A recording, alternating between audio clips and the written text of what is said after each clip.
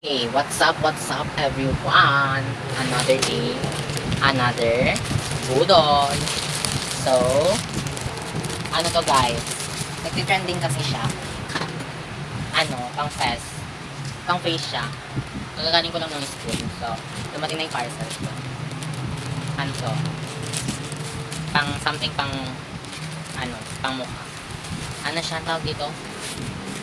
Para siyang sunscreen, foundation sunscreen. So, nabili ko siya ng 168 ata to. Nakasale siya guys. Ano lang siya. Parang nagre-range na lang siya ng 99 lang. 99 to 100. Mura niya lang. Tapos may free na na siya. May free na siyang, ayun, sponge. So, yung big size pala yung kinuha ko guys. Hindi yung travel size. Ang cute ng box niya. Like, look at that. Then, the free sponge. Ito yung free sponge niya. Soft clouds. Ang cute niya ba eh. So, open na natin to. So, ayan o. Niacinamide color changing.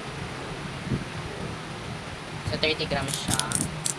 Let's open the box. Ayusin natin siya. Let's unbox. Unbox. So, open na natin. Ang cute ng packaging niya. And very secured siya kasi may bubble wrap. I hope. Oh my gosh. Ay, ang ganda. Sa pump siya. Ipa-press mo siya dito. Ano ba? Ayun. Mabas na siya. Kasi ang maganda dito, nag-a-adapt daw siya sa color ng skin. Ina-adapt niya yung color ng skin. So, let's see.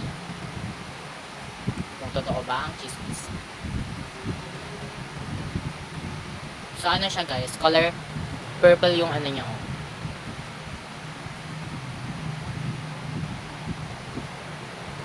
Ang perfect na, bae.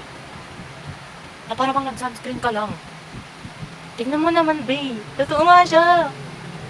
Look at that. Tingnan yung difference sa may walang apply. Ito, walang apply itong kilong ko. Tingnan yung difference. Ito, may apply ko. Grabe, ang ganda niya, bes.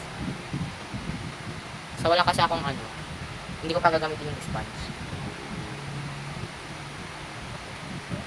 Tsaka hindi siya pang-oil ng